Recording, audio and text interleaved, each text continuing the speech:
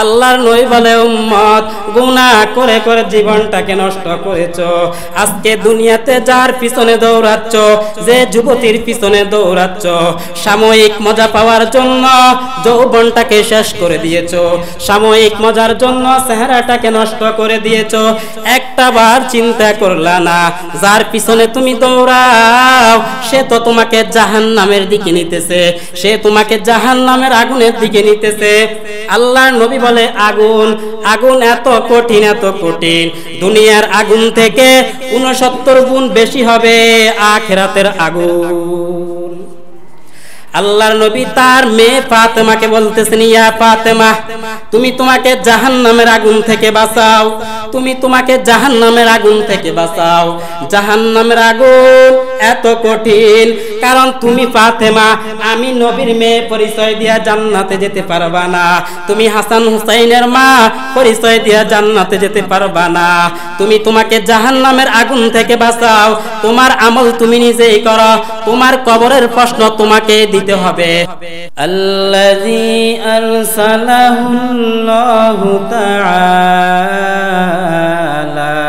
বিল হাক্কি বাশীরা بالحق بشيرا ونذيرا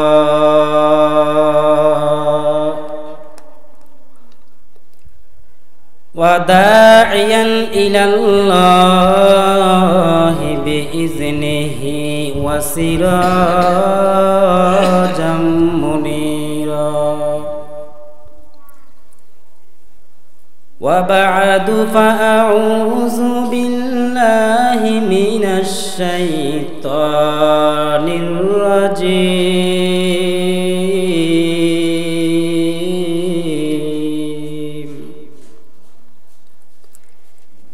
بسم الله الرحمن الرحيم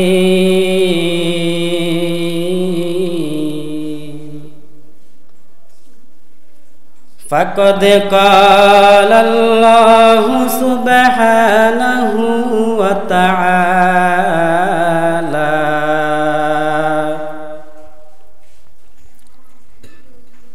شهر رمضان الذي أنزل فيه القرآن هدى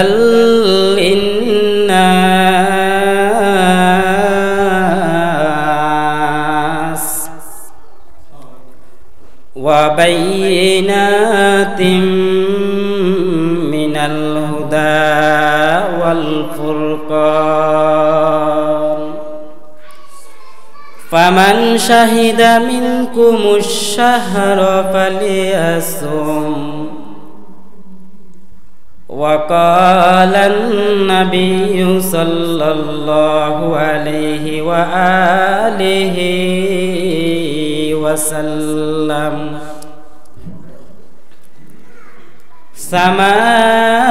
ثمانية أبواب في الجنة منها باب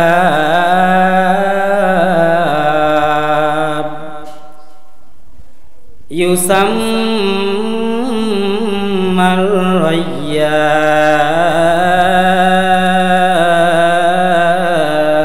الريان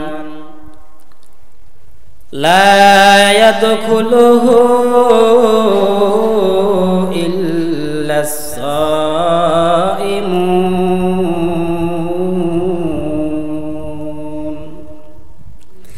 أو كما قال النبي عليه الصلاة والسلام اللهم صل على محمد النبي الأمي وعلى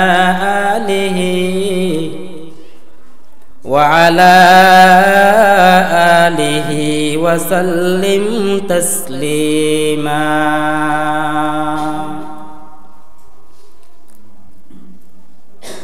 يا আইয়ুহাল্লাযীনা আমানু সাল্লু আলাইহি ওয়া সাল্লিমু তাসলিমা ইন্নাল্লাহা ওয়া মালাইকাতাহু ইউসাল্লুনা আলান নাবী ইয়া আইয়ুহাল্লাযীনা আমানু সাল্লু আলাইহি ওয়া সাল্লিমু তাসলিমা সাদাকাল্লাহু মাওলানাল আযীম ওয়া সাদাকা রাসূলুহুন নাবিয়্যুল কারীম ওয়া নাহনু আলা যালিকা মিনাশ শাহিদিন والشاكرين والذاكرين والحمد لله رب العالمين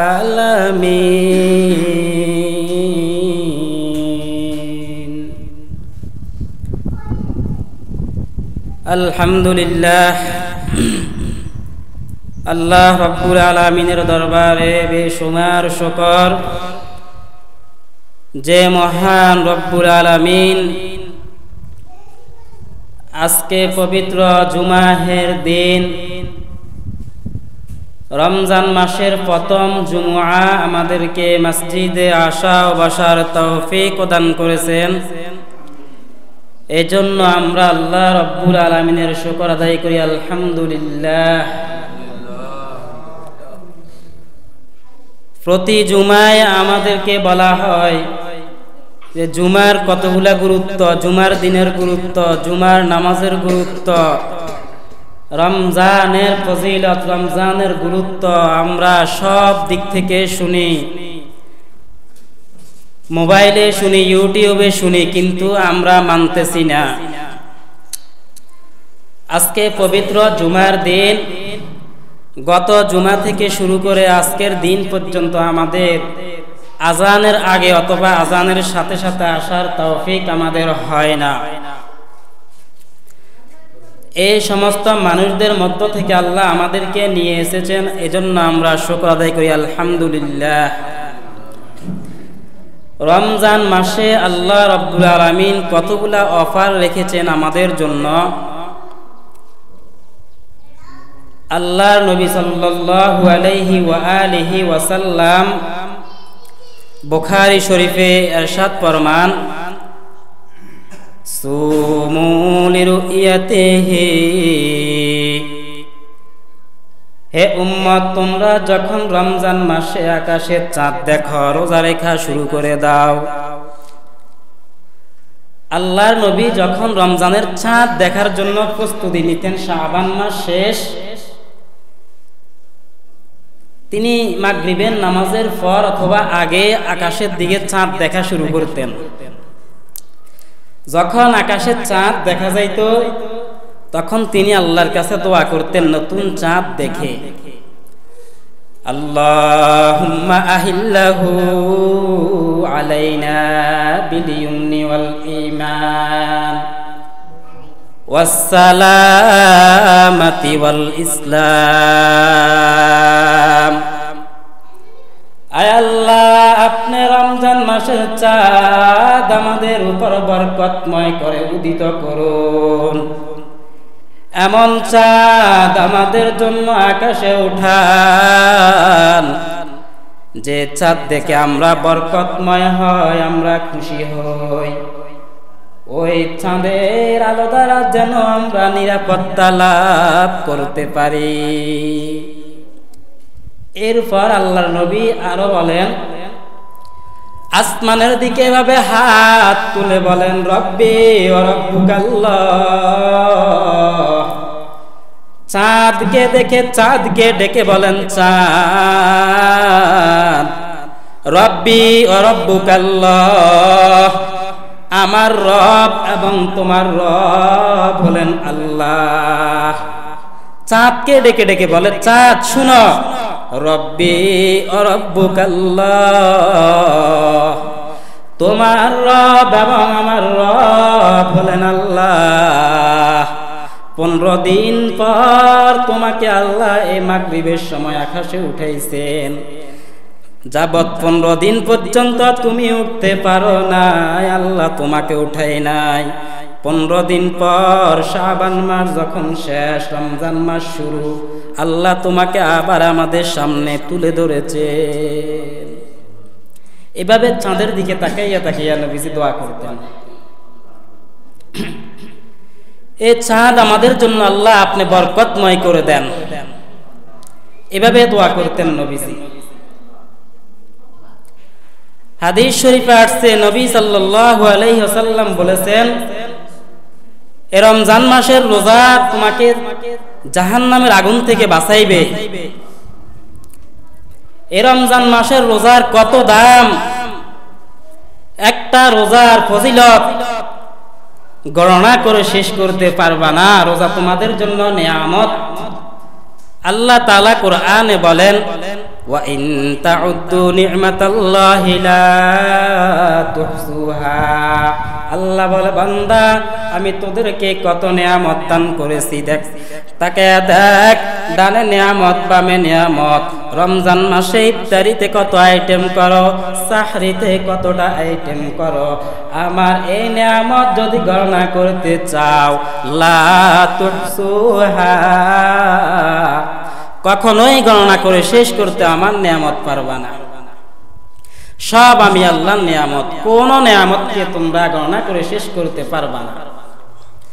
হাদিস শরীফে আসছে, নবীজি বলেন, ক্বালান নাবিয়্যু সাল্লাল্লাহু আলাইহি ওয়া আলিহি ওয়া সাল্লাম,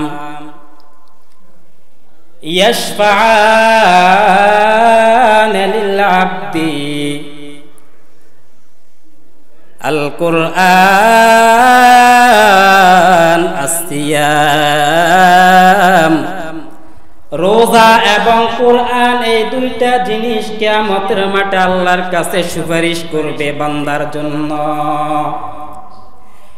ইয়াকুলুস সাইম, কোরআন আল্লাহকে ডেকে বলবে কিয়ামতের ময়দানে, আই রব্বি, হে আল্লাহ আমার রব, মানাআতুহু আত-তাআমা ওয়াশ-শাহাওয়াত বিন-নাহার। রমজান মাসে দিনের বেলা আমি এই সমস্ত মানুষকে খানার থেকে বিরত রেখেছি।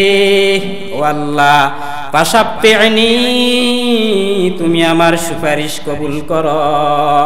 এই বান্দাকে আজকে আপনি জান্নাতে দিয়ে দেন। আল কুরআনু ইয়াকুলু, আই রব্বি, কোরআন আল্লাহর কাছে ডেকে ডেকে বলবে, আল্লাহ, মানাআতুহুন নাওম ফিল লাইল, আমি কোরআন আপনার এই বান্দাকে রাতের বেলা ঘুম থেকে জাগ্রত রেখেছি। এ বান্দা সাহারি খায় আর ঘুমায় নাই, কোরআন তেলাওয়াত করা শুরু করে দিয়েছে। দিনের বেলা কোরআন তেলাওয়াত করেছে, তারাবিতে কোরআন তেলাওয়াত করেছে, তারাবির আগে পরে কোরআন তেলাওয়াত করেছে। রোজা বলবে আল্লাহ, কোরআন বলবে আল্লাহ, আমাকে তেলাওয়াত করার কারণে আজকে বান্দাকে জান্নাত দিয়ে দেন। ফায়ুশাফাআন, আল্লাহ কোরআন এবং রোজার উভয় জনের সুপারিশ কবুল করে আমাদেরকে জান্নাত দিয়ে দিবে। তাহলে রোজার এত দাম। রোজা নিজে আল্লাহর কাছে সুপারিশ করবে, আল্লাহ, যে আমাকে অনর্থক রাখা হয় নাই। কোরআন বলবে আমাকে অনর্থক পড়া হয় নাই। আমাদেরকে দাম করে, মূল্যায়ন করে আপনার এই বান্দাগুলো, গুনাহগার বান্দাগুলো 11 মাস গুনাহ করেছে, রমজান মাসে আমাদেরকে কামা হক্কুহু আদায় করেছে। আল্লাহ এদেরকে জান্নাত দিয়ে দেন। আল্লাহ রোজা এবং কোরআনের সুপারিশ গ্রহণ করে জান্নাত দিয়ে দিবেন। অন্য একটা হাদিসে নবীজি বলেন, সামানিয়াতু আবওয়াবিন ফিল জান্নাহ, আল্লাহর বানানো 8টা জান্নাত রয়েছে। এই 8টা জান্নাতের মধ্যে আল্লাহ 8টা দরওয়াজা দিয়েছেন। 8টা জান্নাতে 8টা দরওয়াজা আল্লাহ রেখেছেন। মিনহা বাবুন, 8টা দরওয়াজার মধ্যে একটা দরওয়াজা এমন রয়েছে ইউসাম্মার রায়্যান, যে দরওয়াজাটাকে বলা হয় রায়্যান।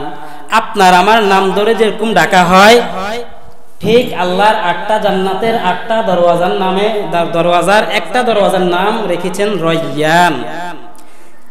এই রায়্যান নামক দরওয়াজায় নবীজি বলেন লা ইয়াদখুলুহু, এই দরওয়াজা দিয়ে কেউ প্রবেশ করতে পারবে না ইল্লা সাইমুন, একমাত্র রোজাদার।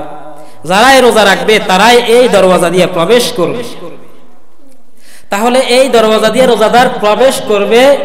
এই দরওয়াজাতে এমন কি দামি জিনিস রয়েছে। মুহাদ্দিসিনে কেরাম বলেন রায়্যান নামক এই শব্দের অর্থই হলো অর্থাৎ সুসজ্জিত বা নেয়ামতপূর্ণ দরওয়াজা। এই দরওয়াজা দিয়ে যে জান্নাত আল্লাহ রেখেছে, এই জান্নাতকে আল্লাহ নিজ হাতে সাজান। আল্লাহ এই জান্নাতটাকে অসংখ্য অগণিত নেয়ামত দিয়ে সাজান একমাত্র রোজাদারের জন্য। আর এই জান্নাতে প্রবেশ করবে যারা রোজা রাখবে তারা। তাহলে জান্নাতের 8টা দরওয়াজা আমরা জানতে পারলাম। শুধুই কি 8টা দরওয়াজা আর কি নাই?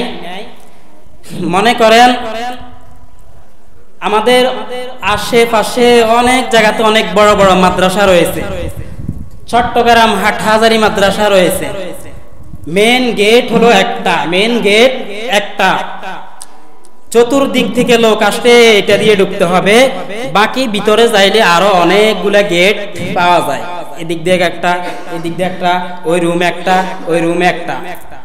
এরপর আমাদের এই মসজিদের চতুর্দিকে বাউন্ডারি করা, শুধুমাত্র একটা ওই মাঠের মাঝখানে গেট দেওয়া আছে। ওদিক থেকে আসলেও এটা দিয়ে ঢুকতে হবে, ওদিক থেকে আসলেও এটা দিয়ে ঢুকতে হবে, একটা শুধু। বাকি ওয়াল সরাইয়া ঢুকতে পারবে না। ঢুকার পরে ভিতরে আসলে দেখতেছে মসজিদে আরো 3টা দরওয়াজা দেখা যায়। ঠিক 8টা জান্নাতে 8টা গেট, মেইন গেট। এই এক এক জান্নাতে এক গেট দিয়ে ঢুকলে হাজারো দরওয়াজা আল্লাহ রোজাদারের জন্য রেখেছেন। যে দরওয়াজা দিয়ে ইচ্ছা সে দরওয়াজা দিয়ে ঢুকতে পারবে। হাদিস শরীফে এসেছে নবীজি সাল্লাল্লাহু আলাইহি ওয়াসাল্লাম বলেন, বনি আদমের প্রত্যেকটা নেক আমল, বনি আদমের প্রত্যেকটা নেক আমলকে ইউযাআফুল হাসানাতু বিআশরি আমসালিহা ইলা 700 যিফিন, যে বনি আদমের প্রত্যেকটা গুনাহকে আল্লাহ 10 নেকি থেকে শুরু করে 700 নেকি পর্যন্ত বাড়াইয়া দেন রমজান মাসে। শুধু তাই নয়, আল্লাহ চাইলে মা তাশতাহি আনফুসুকুম, আল্লাহ চাইলে আরো বেশি দিতে পারেন। তাহলে আমাদের ক্ষুদ্র থেকে ক্ষুদ্র একটা নেক আমলকে আল্লাহ পাহাড় সমান করে দিতে পারেন। এই রমজান মাসের আমল আল্লাহর কাছে এত গুরুত্বপূর্ণ, এত দামি আমল, যে আমল রমজান মাসের আমলের সওয়াব আল্লাহ রোজার আমলের সওয়াব ফেরেশতাদের মাধ্যমে দেন না। আল্লাহ বলে, বান্দা দুনিয়াতে থাকো, নামাজ পড়ো, হজ করো, যাকাত দাও, আমি আল্লাহ তোমাদের প্রত্যেক আমলের বিনিময় ফেরেশতাদের মাধ্যমে দিয়ে থাকি। তবে মনে রাখবে, রমজান মাসে যেন রোজা রাখো। এই রোজার আমল কিন্তু, রোজার প্রতিদান কিন্তু আমি ফেরেশতাদের মাধ্যমে দিনা। হাদিসে কুদসিতে আল্লাহ বলেন, as-সাওমু লি, রমজান মাসের রোজা আমি আল্লাহর জন্য, ওয়া আনা আজজি বিহ, আর এই রমজান মাসের রোজার প্রতিদান আমি আল্লাহ স্বয়ং নিজ হাতে দিব। মুহাদ্দিসিন কারাম এটার ব্যাখ্যা করেন, ওয়া আনা আজজি বিহির জায়গা তারা বলেন ওয়া আনা ইউজজা বিহি, যে এই রমজানের রোজার প্রতিদান আমি আল্লাহ স্বয়ং নিজেই, তাহলে আল্লাহ রোজার স্বয়ং নিজে আমাদের প্রতিদান স্বরূপ, তাহলে কেমন হবে রোজা? আমরা আল্লাহ পাকের এই মহান হুকুম মানতে হবে। বুখারী শরীফের 8 নম্বর হাদিসের বর্ণনায় এসেছে, আল্লাহর নবী সাল্লাল্লাহু আলাইহি ওয়াসাল্লাম বলেন, বুনিয়াল ইসলামু আলা খামস। আল্লাহর নবী বলে ইসলামের ভিত্তি হলো 5টা। 1 নম্বর হলো শাহাদাতি আল্লাহ ইলাহা ইল্লাল্লাহ ওয়া আন্না মুহাম্মাদার রাসূলুল্লাহ, আল্লাহ ছাড়া কোনো মাবুদ নাই, মুহাম্মদ সাল্লাল্লাহু আলাইহি সাল্লাম আল্লাহ তাআলার রাসূল। 1 নম্বর সাক্ষী দিতে হবে এটা, আল্লাহ একজন, রাসূল সাল্লাল্লাহু আলাইহি সাল্লাম আল্লাহ তাআলার প্রেরিত বান্দা ও রাসূল। 1 নম্বর ভিত্তি হলো এটা। 2 নম্বর হলো ওয়া ইকামিস সালাত, নামাজ কায়েম করা। 2 নম্বর হলো ওয়া ইতাইজ যাকাত, যাকাত আদায় করা। 3 নম্বর ওয়াল হজ্জি, যার উপরে হজ ফরজ হয় হজ আদায় করা। 5 নম্বর হলো ওয়া সাওমি রমাজান, রমজান মাসে রোজা রাখা। এই 5টা ভিত্তি হলো ইসলামের, এটার সাক্ষী দিতেই হবে। 1 নম্বর আল্লাহ তাআলা এক, আল্লাহ ছাড়া কোনো মাবুদ নেই, মুহাম্মদ সাল্লাল্লাহু আলাইহি সাল্লাম আল্লাহ তাআলার রাসূল। 2 নম্বর হলো নামাজ কায়েম করা।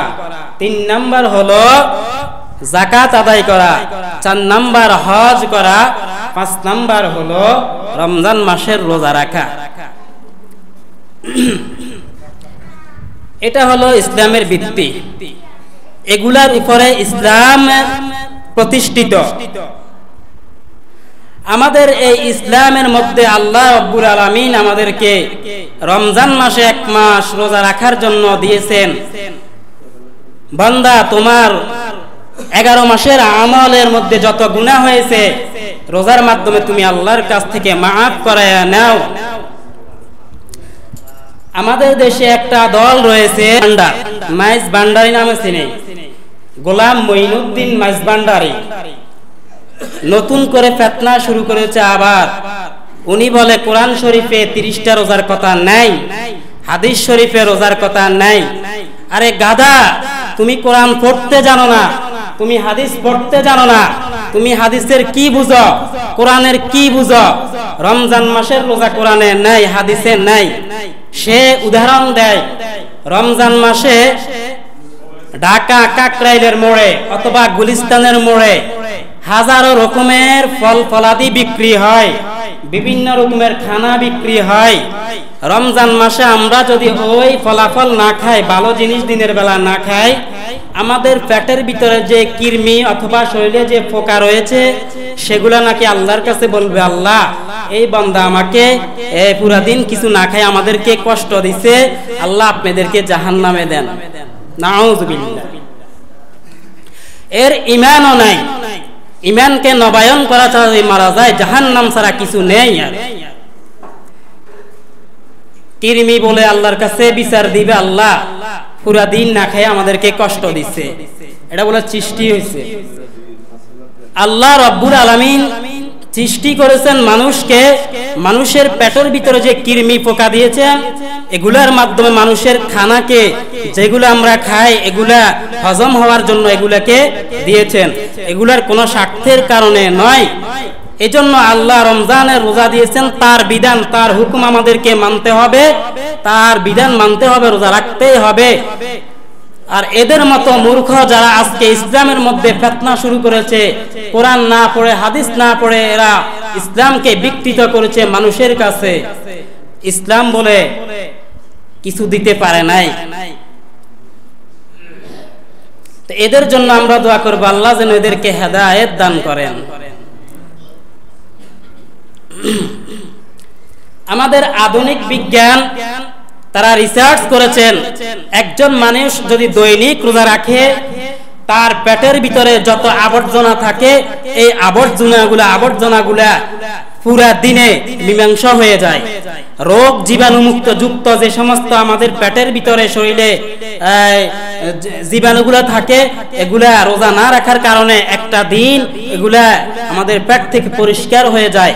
যে ব্যক্তি একটা মাস সিয়াম রাখবে, রোজা রাখবে, তার শরীরটা রোগ মুক্ত, জীবাণু মুক্ত, ক্যান্সার মুক্ত, এই সমস্ত আরো যত রকমের আবর্জনা রয়েছে এই সবগুলো শরীর থেকে মীমাংসা হতে যাচ্ছে। এরা হলো বিজ্ঞান, কোরআনকে রিসার্চ করে করে তারা বলেছেন। তাহলে বিজ্ঞান সায়েন্স চাচ্ছে, বিজ্ঞান তারা চাচ্ছে দিন দিন আরো এগিয়ে যেতে। কোরআন হাদিসকে তারা রিসার্চ করে করে অনেক বিজ্ঞান মুসলমান হয়ে গেছে। এমনও রেকর্ড আছে, কিতাবে এসেছে, বিজ্ঞানীরা কোরআন হাদিসকে রিসার্চ করে করে করে করে জাহান্নামের কথা পেয়েছে। জাহান্নামকে তারা দেখার জন্য, জাহান্নামকে তারা মানুষের সামনে প্রমাণিত করার জন্য মাটি খনন করে করে 7 মাইল পর্যন্ত গেছে। যাওয়ার পর আর নিচের দিকে যাওয়া অসম্ভব, আর যাওয়া যাচ্ছে না। তারা সেখানে এইভাবে কান দিয়ে লাগায় দেখছে, তারা বলতেছে মনে হয় এটাই জাহান্নাম, আর নিচে যাওয়া যাচ্ছে না। ভিতর থেকে আওয়াজ আসতেছে, তারা মোবাইলে রেকর্ড করে নিয়ে এসেছে, আমরা কিয়ামতের ময়দানে প্রমাণ করব আল্লাহর জাহান্নাম হতে পারে এটাই। অনেক বিজ্ঞানী এগুলা রিসার্চ করে করে মুসলমান হয়ে গেছে।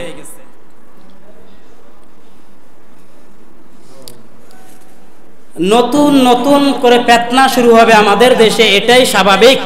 আল্লাহর নবী বলেছেন এভাবে তাসবিহকে কেঁচি কাটি দিলে গোড়াগুলো যেভাবে পড়তে থাকে ফিতনা এইভাবে আসতেই থাকবে, আসতেই থাকবে।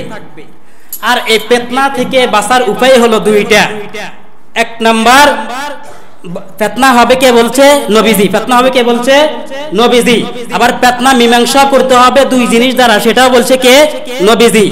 ইবনে মাজার 42 নম্বর হাদিসের বর্ণনা এসেছে, নবীজি বলেন আলাইকুম বিসুন্নতি, যখন ফিতনায় পড়বা আমার সুন্নাত ধরে রাখবা, ওয়া সুন্নাতিল খুলাফাইর রাশিদিনাল মাহদিয়্যিন, আর আমি নবী চলে যাওয়ার পর আমার খোলাফায়ে সাহাবা অর্থাৎ আবু বকর, ওমর, ওসমান, আলী 4 সাহাবার সুন্নতকে ধরে রাখবা, তাহলেই তোমরা বিপদ থেকে বেঁচে যাও। অমুকে কি করে, আরেকজনে কি করে, অমুক হুজুরে কি করে, সেগুলো আমাদের দরকার নাই। অনেক বড় হুজুর মুহূর্তের ভিতরে ধ্বংস হয়ে যেতে পারে, স্বাভাবিক। অনেক বড় হুজুর এই মাত্র কাফের হয়ে যেতে পারে, স্বাভাবিক। তাহলে আমরা তার দলিল দিলে হবে না যে অমুক হুজুরে তো সুদ খা, অমুক হুজুরে ঘুষ খা, অমুক হুজুরে রোজা রাখে না। এগুলো আমাদের দেখার উচিত নয়, দেখার আমার বিষয় নয়। আমার দেখার বিষয় হলো বাকি 10 জন জাহান্নামে যাক, 10 জন থেকে আমাকে বেঁচে থাকতে হবে।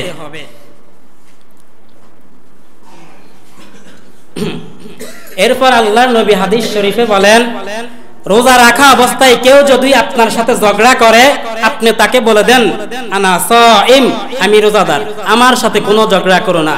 আমি রোজাদার, আমার সাথে কোনো ঝগড়া করো না। আমি রোজা রেখে তোমার সাথে কথা বলতে পারবো না। আমি রোজা রেখে মিথ্যা কথা বলতে পারবো না। আমি রোজা রেখে মানুষের সাথে গালাগালি ফাসাদ করতে পারবো না। আল্লাহর নবী বলে, যে ব্যক্তি এই ঝগড়া ফাসাদ থেকে বেঁচে থাকবে, বানাল্লাহু লাহু বাইতান ফিল জান্নাহ, জান্নাতের মধ্যে আল্লাহ তার জন্য একটা ঘর নির্মাণ করবেন। তাহলে এই রমজানের এত দাম। আল্লাহর নবী বলে, উম্মত রমজান মাসে তোমরা বেশি বেশি কোরআন তেলাওয়াত করো, বেশি বেশি তারাবির নামাজে সূরা পাঠ করো। রমজানের আগে পরে তোমরা সূরা তেলাওয়াত করো, কেরাত পড়ো, কোরআন শরীফ পড়ো। রমজান মাসে এক একটা হরফে আল্লাহ 700 নেকি পর্যন্ত দেন। আজকে আমরা দেখি গুনাহ গুনাহ আমাদের জীবনটা শেষ। ডান হাতের দিকে তাকায় দেখি হাতটা গুনার কারণে নাপাক, বাম হাতের দিকে তাকায় দেখি বাম হাতটা গুনার কারণে নাপাক। জবানের দিকে তাকায় দেখি জবানটা গুনাহ করার কারণে নাপাক। চোখের দিকে তাকায় দেখি চোখ দুটো গুনাহ করার কারণে নাপাক। কানের দিকে তাকায় দেখি কানগুলো গীবত শোনার কারণে, মানুষের কথা শোনার কারণে নাপাক। জবানের দিকে তাকায় দেখি জবানটা সিগারেট খাওয়ার কারণে নাপাক। আল্লাহর নবী বলে দুর্গন্ধ জিনিস খায়া, দুর্গন্ধযুক্ত জিনিস খায়া যদি মসজিদে আসো তোমার জন্য ফেরেশতাদের লানত, তোমার কারণে তোমার পাশের মানুষ কষ্ট পায়, দুই কাঁধের ফেরেশতা কষ্ট পায়, ইমাম সাহেব কষ্ট পায়, যার সাথে কথা বলো সেও কষ্ট পায়। আল্লাহর নবী বলে রমজান মাস আকবিল, একটু আমলের দিকে বাড়িয়ে যাও, আর সিগারেট খেও না, আর গুনাহ করো না। গুনাহ করতে করতে যুবকের চেহারাটা শেষ।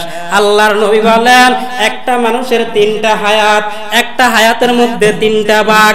আপনার যদি 50 বছর হায়াত হয়, শুরু থেকে নিয়ে 15 বছর পর্যন্ত কোনো হিসাব নাই, এই 15 বছরের কোনো আমলের কোনো দাম নাই। 15 বছর থেকে নিয়ে 40-50 বছর পর্যন্ত এই হায়াতের খুব দাম। এই বয়সটাকে বলা হয় যৌবনকাল। 50 বছর থেকে নিয়ে মৃত্যু পর্যন্ত যে সময়টা, এই সময়ের আমলের কোনো দাম নাই। মাত্র 15 থেকে 40-50 বছর পর্যন্ত এই সময়টা আল্লাহর কাছে খুব দাম। আল্লাহ বলে কিয়ামতের মাঠে 15 থেকে নিয়ে 40-50 বছর পর্যন্ত এই সময়টার হিসাব আমার কাছে দেওয়া ছাড়া এক কদমও জান্নাতে রাখতে পারবা না পা। 15 থেকে 40-50 বছর পর্যন্ত এই সময়টা যুবকের চেহারা থাকবে আপেলের মতো সুন্দর। এই সময়ের মধ্যে চেহারাটা থাকবে লাবণ্যময়। এই সময়ের ভিতর আপনার আমার চেহারায় নূর ভাসবে, আলো ভাসবে। কিন্তু আজকে গুনার কারণে আমার চেহারাটা বড় খারাপ। আল্লাহর নবী বলে উম্মত গুনাহ করে করে জীবনটাকে নষ্ট করেছো। আজকে দুনিয়াতে যার পিছনে দৌড়াচ্ছ, যে যুবতীর পিছনে দৌড়াচ্ছ, সাময়িক মজা পাওয়ার জন্য যৌবনটাকে শেষ করে দিয়েছো, সাময়িক মজার জন্য চেহারাটাকে নষ্ট করে দিয়েছো। একটা বার চিন্তা করলা না যার পিছনে তুমি দৌড়াও সে তো তোমাকে জাহান্নামের দিকে নিতেছে, সে তোমাকে জাহান্নামের আগুনের দিকে নিতেছে। আল্লাহর নবী বলে আগুন, আগুন এত কঠিন, এত কঠিন, দুনিয়ার আগুন থেকে 69 গুণ বেশি হবে আখিরাতের আগুন। আল্লাহর নবী তার মেয়ে ফাতেমাকে বলতেছেন ইয়া ফাতেমা তুমি তোমাকে জাহান্নামের আগুন থেকে বাঁচাও, তুমি তোমাকে জাহান্নামের আগুন থেকে বাঁচাও। জাহান্নামের আগুন এত কঠিন কারণ তুমি ফাতেমা, আমি নবীর মেয়ে পরিচয় দিয়া জান্নাতে যেতে পারবা না। তুমি হাসান হুসাইনের মা পরিচয় দিয়া জান্নাতে যেতে পারবা না। তুমি তোমাকে জাহান্নামের আগুন থেকে বাঁচাও। তোমার আমল তুমি নিজেই করো, তোমার কবরের প্রশ্ন তোমাকে দিতে হবে। ফাতেমা তুমি তোমাকে জাহান্নামের আগুন থেকে বাঁচাও। তাদের যদি এই অবস্থা হয় আমাদের কি অবস্থা হবে? এ যুবক বাবা, দুনিয়াতে রাস্তাঘাটে সারাদিন চলাফেরা করো, একটা কবরের সামনে দাঁড়ায়া থেকে কিছুক্ষণ মাথার মধ্যে হাত দিয়ে চিন্তা করে দেখো, এই কবরের ভিতর মৃত ব্যক্তি যেমন শুয়ে আছে, আমাকেও একদিন শুয়ে যেতে হবে। গত 7-8 দিন আগে এই দুইটা কবরের পাশে আমি দাঁড়াইলাম রাতের 10টা-15 মিনিট দাঁড়িয়ে দাঁড়িয়ে আমি কান্না করেছি। আমার মনে হয় এই মাটিগুলা ঠেলে যদি আমি উঠতে চাই কখনো উঠতে পারবো না। কবরের আযাব এত কঠিন হবে, এই কবরের ভিতর আপনি আমি আমল ছাড়া থাকতে পারবো না। এক একটা কবরের ভিতর সাপ নিযুক্ত করা হবে, এক একটা ঠোকরের সাথে 70 ঘুষ নিচে চলে যাবে। এই কবরের ভিতর আযাব এত কঠিন ভাবে হবে, এজন্য আপনাকে আমাকে গুনাহের থেকে বাঁচতে হবে। আপনি পুরা দিন গানের তালে থাকেন, রাতের বেলা তাত্তুর কানের ভিতরে লাগাইয়া যে ঘুমান, একটু চিন্তা করছেন মানুষ যখন ঘুমায় মানুষের আত্মা আল্লাহর কাছে চলে যায়, মারা যাইলে যেমন রূহটা চলে যায়, আমরা যেমন ঘুমাই। আন্নাউমু আকুল মাউত, ঘুম হলো মরণের ভাই। ঘুম আর মৃত্যু দুইটা পরস্পরের ভাই। মানুষ যখন মারা যায়, রূহ যখন আল্লাহর কাছে চলে যায়, ঘুম যাইলেও মানুষের আত্মা আল্লাহর কাছে চলে যায়। রূহ তো আল্লাহর কাছে চলে গেছে, তো আপনার আমার হায়াত যদি থাকে তো আল্লাহ হায়াত রাতে আবার দিয়ে দিবে, রূহ দিয়ে দিবে। যদি আপনার আমার হায়াত না থাকে তাহলে ওই যে রূহ ঘুমানোর সাথে সাথে গেছে, আর আসবে না, রূহ সেখানেই থেকে যাবে। তো আমি যদি গান শোনা অবস্থায় মরিয়া যাই, হাসরের মাঠ আমাকে গান শোনানো অবস্থায় উঠানো হবে। গান শোনা কবিরা গুনাহ, ছবি দেখা কবিরা গুনাহ, এগুলা যদি সামনে আসে এগুলাকে এড়িয়ে যেতে হবে।